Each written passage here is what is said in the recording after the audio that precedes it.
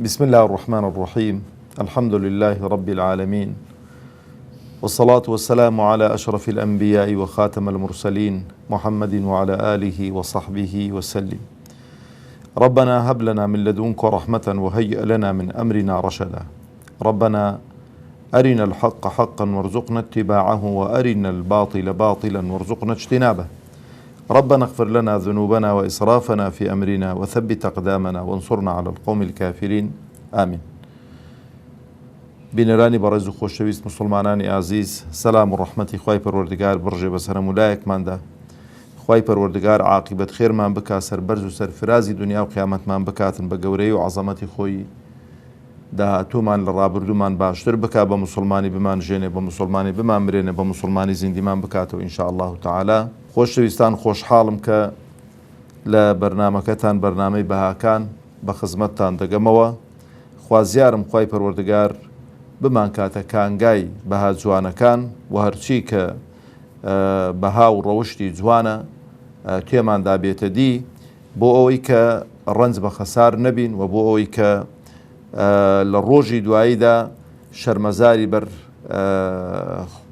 بەر خوای پەروەردگار و بەر قاپی خوای پەروەردگار نەبین و ببینە مایەی خێر و خۆشی بۆ کۆمەڵگە و مجتەماعی خۆمان، چونکە هەر کەسێک کە ئەو بەها جوانانەی تێدا مەوجود بن، هەم بۆ خۆی مرتاح دەبێ، هەم بۆ خۆی بەختەوەر دەبێ، هەم دەبێتە مای بەختەوەری بۆ دەوروبەریش.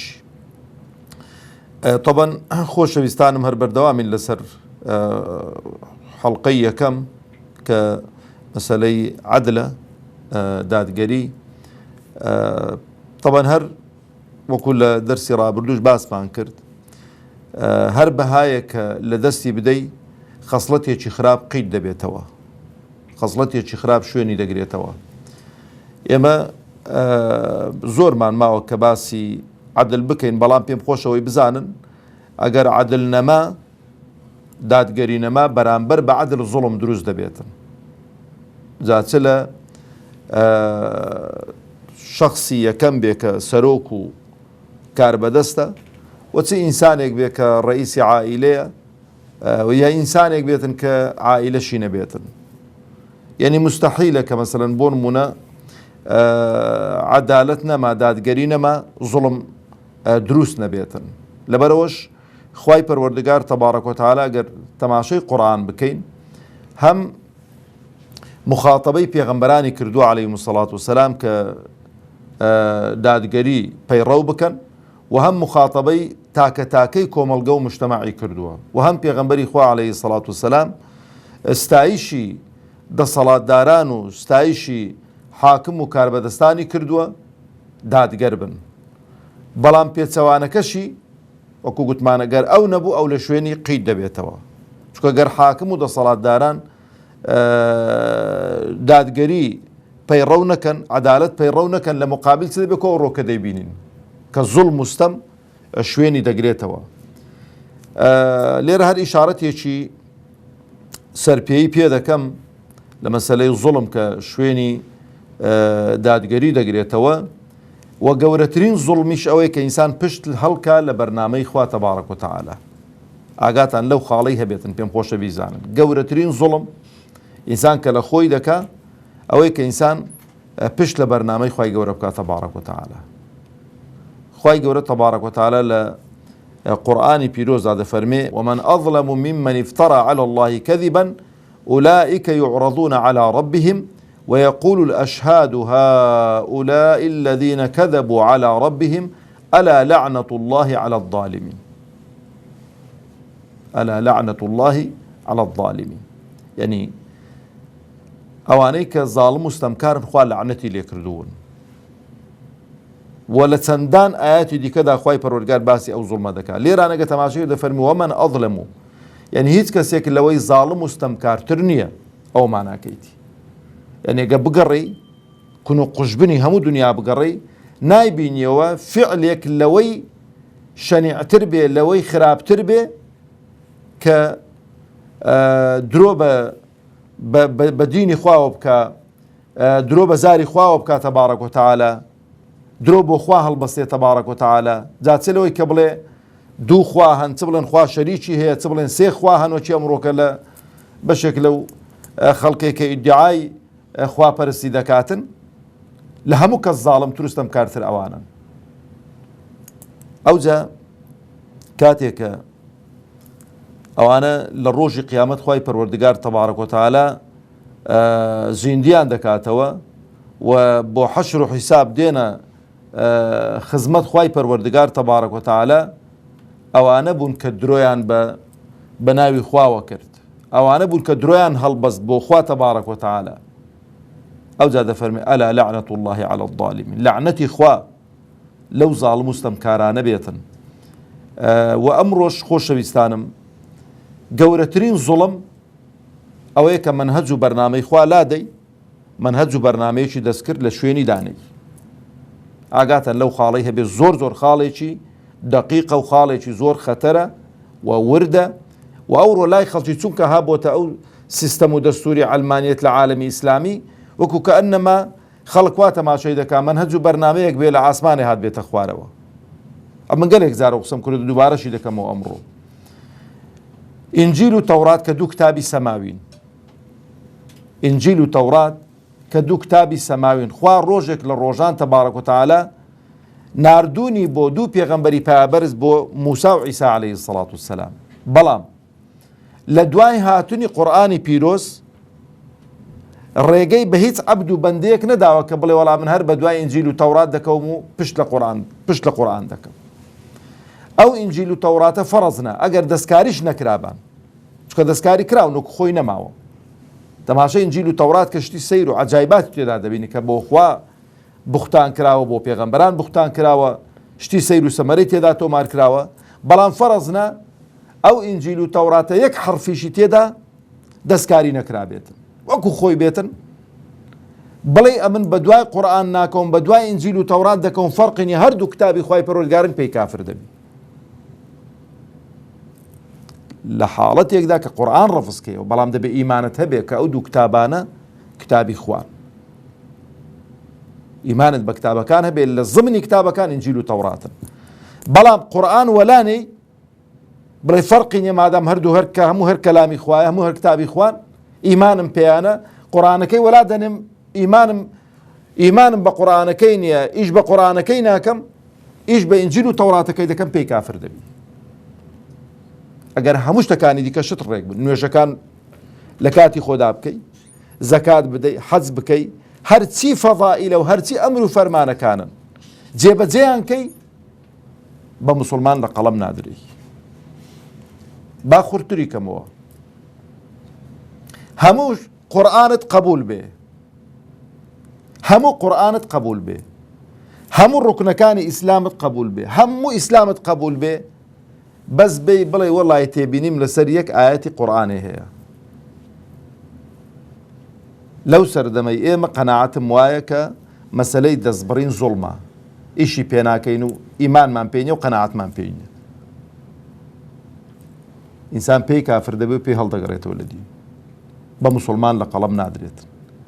ئەدی ئەوانەی کە بەرنامەیەکی عەلمانیان تەبەنی کردووە، شەخصێک نووسیوێتی، ئینسانێکی وەکو منوت و نووسیوێتی کە ڕەغەبات و حەز و شەهوات تەئسیری تێدەکات، لە بەرژەوەندی زاڵم و ستەمکاران، لە بەرژەوەندی خۆی قۆرغی دەسەڵات دەکات، بۆ خۆی یاساکان دەردەکات، بۆ بەرژەوەندی ئایلەی خۆی یاساکان دەردەکات. ئەدی ئەو بەرنامە ئەو نەک هەر بەشێ هیچی قبول نییە، ئیسلام هیچ ئەحکامێکی قورئانی قبول نییە. کەواتە خۆمان بپارێزین، تخونی ئەوانە نەکەوین و لەگەڵ ئەوانەدا نەبین، و عەلمانیەت کە دانراوە بۆ جێگرەوەی ئیسلام دانراوە. ڕاستە کابرا دێ مەسەلەن نیفاقت لەگەڵ دەکات، درۆت لەگەڵ دەکات، دەڵێ کاکە وانییە و ئەو نزانم چی، و ئەگەر وانیە فەرموو جەنابەت دەسەڵاتداری ئیعلانی کە بڵێ کاکە هەموو ئەحکامەکانی شەریعەتی خوابان قبولە، محکەمەکان دەبێ حکم بە شەریعەتی خوا بکەن، شەریعەتی خوا لەسەروی هەموو لایەکمانەوە بێت. ئەو جا دەستت کراوە بێ بۆ دەرکردنی قەوانینێک لە بەرژەوەندی خەڵکو و بۆ خزمەتی خەڵکو، بەڵام پێچەوانەی شەریعەتی خوا نەبێت. ئەو کاتەی دەڵێم ڕاست دەکەی. ئەو جا ئەوە زۆر گرینگە، لەبەرەوەش خوای پەروەردگار تەبارەک و تەعالا ئەو منهەج و بەرنامەی کە ناردووە بۆچی ناردووە؟ بۆی کە ئینسان پەیڕەوی بکاتن و لە ژیانی ڕۆژانەشدا چ بێتن دادگەری هەبێت. ئەگەر دادگەری هەبوو ئەو خاڵە زۆر گرنگە خۆشەویستانی خۆم. خەڵک هەمووی ئیسراحەت دەکا وەکو مەشهورە لە کوردەواری خۆمان دەڵێن لە سەردەمی عومەری کوڕی عەبدولعەزیز گورگ و مەڕ پێکەوە ئاویان خواردۆتەوە. گورگ و مەڕ پێکەوە ئاویان خواردۆتەوە، یعنی هەندە تەبا بوون. عەدالەتی تەئسیری لەسەرەوانش کردو بۆ چونکە ئەگەر حاکم عادل بێ دادگەر بێ نایەڵێ حەیواناتیش برسی بێتن. وایە بەڵێ لە سەردەمی دەوڵەتی زێڕینی ئیسلامی حتا حەیواناتیش لە بەیتولمالی موسڵمانان بودجەی تایبەتیان بۆ دانرا بوو، پەرژینێکی قایم بێ بۆ مەجلیس، بۆ ئەو گوێ درێژانەی کە خەڵک بەرەڵای کردوون، بۆ ئەو سەگانەی کە مەسەرەن بۆ نمونە تۆڕی کراونەوەکو کوردەواری خۆمان دەڵێ، بۆ هەرچی حەیواناتی مفتەریسە ڕزق و ڕۆزیان بۆ دابین کردبوون بە ئەمری خوا تەبارەک و تەعالا عەفوەن دەچوون چیان دەکرد؟ تەوزیعیان دەکرد. تەوزیعیان دەکرد بەسەر چیاکاندا، بەسەر ئەو شوێنانەی کە مەسەڵەن غابات بوون بۆی کە ئەو حەیواناتانە لە برسان نەمرن. ئەگەر شەریعەتی خوا حاکم بێ ئاوا هەڵسوکەوت و معاملە دەبێت. ئەو جەبرا خۆشەویستەکانی خۆم بینەرانی ئازیزم، خوای پەروەردگار تەبارەک و تەعالا لە حەساسترین کات دەکە ئینسان تووڕە دەبێ یان ڕقی لە خەڵکێکە، دوژمنایەتی خەڵکێک دەکەی. عادەتەن ئینسان ئەگەر ڕقی لە خەڵکێکی بوو دوژمنایەتی کرد، ینی قەڵەمی چاکەی پێدا ناینیتن، چاکەی بۆ ناڵێتن، پێخۆشە لە هەموو مەجلیسێکدا زەمی کاتن، پێخۆشە ڕۆژێک لە ڕۆژان پێویستی بەشایەتی و بێشایەتی حەقی بۆ ناداتن. لەبەرەوە خوای پەروەردگار دەفەرمێ وەلا یەجریمەنەکم شەنەئان قەوم عەلی ئەللا تەعدیلوا اعدلوا هو أقرب للتقوى. ئەمە بەدوای چدا دەگەڕین؟ بەدوای ئەوەدا دەگەڕین کە ئەهلی تەقوا بین. خوایە لە تەقواداران بمانجێڕە. دێ و دوعا ناکەین با یەکێک لە هۆکاری بوونت بە ئینسانێکی متتەقی، ئینسانێکی لە خواترس، ئینسانێکی لە خوا نزیک، ئەوەیە کە عەدل لە ژیانی ڕۆژانەدا ڕەنگ بداتەوە. دادگەری لە ژیانی ڕۆژانەدا ڕەنگ لەگەڵ دایک و باوک و منداڵەکانت نا ئەدی لەگەڵ چێ؟ لەگەڵ ئەو کەسانەی کە دوژمنایەتیت لەگەڵیان هەیە، ڕقت لێیانە، ماڵیان خواردووی، غەیبەتیان کردووی، بوختانیان بۆ کردووی، ڕۆژێک لە ڕۆژان لێیان داوی، بەڵام کە پێویستی بە شایەتی حەقی تو بوو کە ئەو عەدالەتەوا دەکا کە تۆ بۆ نمونە خەسڵەتێکی هەیە، حەقێکی هەیە، ئەتۆش دەزانی کە حەقە دەبێ دانی پێدا بدەی. لەبەرەوە خوای گەورە دەفەرمێ بە بغز و قین واتان لێ نەکا کە واز لە عەدل بێنن، لەبەرەوە عەدل واجبە، سوننەت نییە، ئاگاتان لێبێ.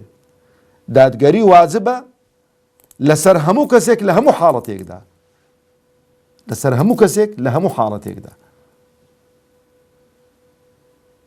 ئەوجا خۆشەویستانی خۆم تەماشا دەکەین خوای پەروەردگار بە گەورەی و عەزەمەتی خۆی ئەمر بە پێغەمبەر دەکا عەلەیهی سەڵات وەسەلام کە دادگەر بێ لە مابەینی هاوڵانی لەگەڵ دوژمنانی لەگەڵ دەوروبەری. ئەوەتە پێغەمبەری خوا عەلەیهی سەڵات وەسەلام بە هاوڵان دەفەرمێتن کە خوای گەورە ئاەتی بۆ ناردووە، خوای گەورە پێی دەفەرمێ وەئومیرت لیەعدیلە بەینەکم، یعنی ئەی موحەممەد پێیان بڵێ ئەمن ئەمرم پێکراوە لەلایەن خوای پەروەردگارەوە تەبارەک و تەعالا کە دادگەر بم لەگەڵتان، کە عادل بم لەگەڵتان. لەبەرەوە لە سێرەی پێغەمبەر داهاتووە عەلەیهی سەڵات وەسەلام پێغەمبەری خوا عەلەیهی سەڵات وەسەلام لە یەکێک لە غەزەواتدا غەنائیمی تەوزیع کرد.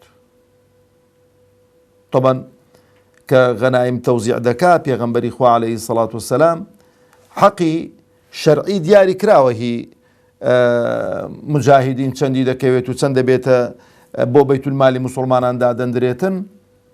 لەو بەشەی کە بۆ بەیتولمالی موسڵمانان دانراوە بە تایبەتی لە فەی ئەو غەنیمەیە کە بەبێ شەڕ دەست دەکەوێتن، کە بەبێ شەڕ و جەنگ و قیتال دەستکەوت ئەوە عایدی پێغەمبەر عەلەیهی سەڵات وسەلام ئەو تەوزیعی دەکات.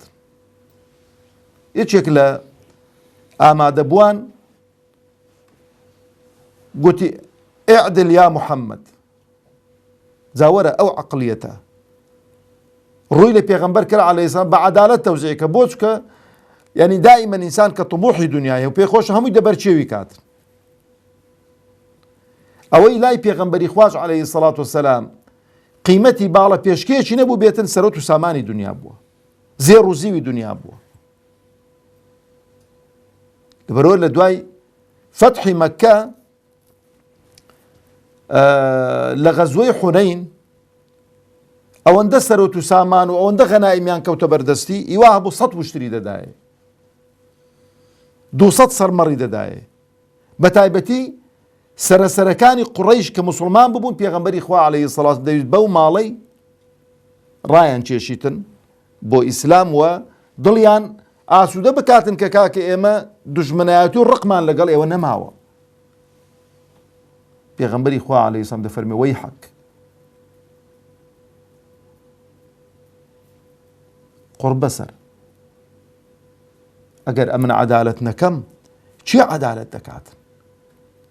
جاخوای گەورە و عەزیم لە ئاسمانێدا متمانەی بە من کردووە، سیقە و متمانەی بە منە، ئێوە لەسەر زەوی بە من دەڵێ عەدالەت کە و سیقە و متمانەتان بە من نییە؟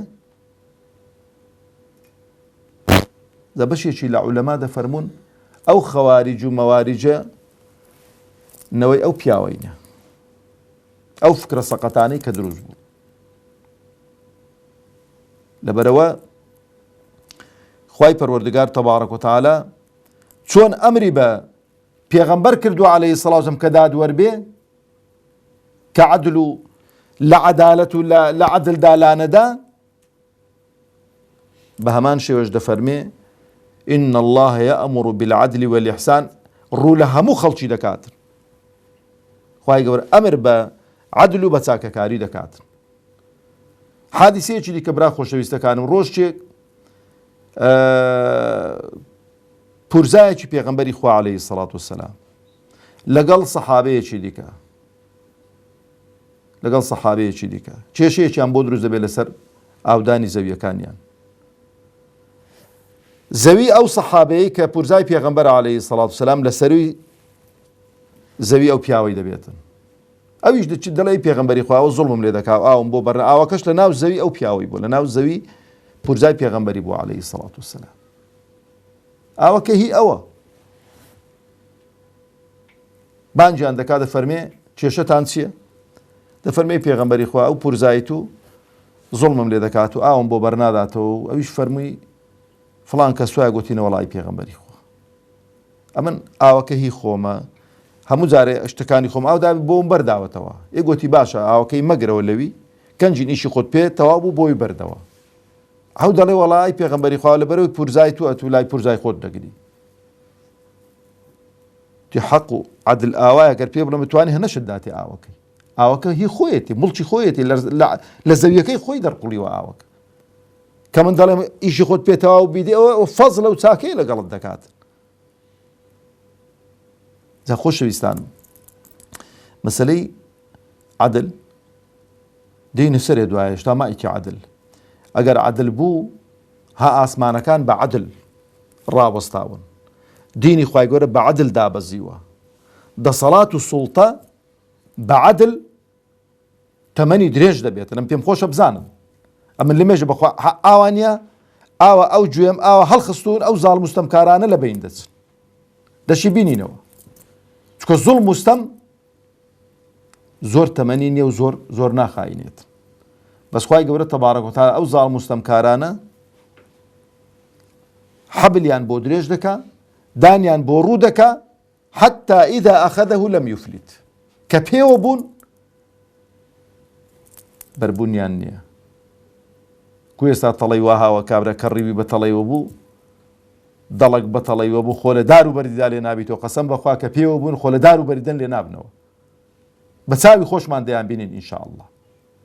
لەبەرەوەی بەڵام ئاگاتان لێبێ دوا قسەم لەو بەرنامەی ئەوەیە مەسەلەی عەدل بەس پەیوەستنێ بە سەروی خۆمانەوە بۆ خۆشمان دەبێ صفەتی عەدلمان هەبێ و لەگەڵ دەور و بەرمان لەگەڵ خوا لەگەڵ پێغەمبەری خوا عەلەیهی سەڵات وسەلام لەگەڵ دەسەڵاتداران لەگەڵ جیرانەکان لەگەڵ خێزان لەگەڵ ماڵ و منداڵماندا دەبێ دادگەریمان هەبێ و ڕەنگ بداتەوە لە ژیانماندا. تا حەڵقەیەکی تر بەخوای پەروەردگارتان دەسپێرم. والسلام عليكم ورحمة الله وبركاته.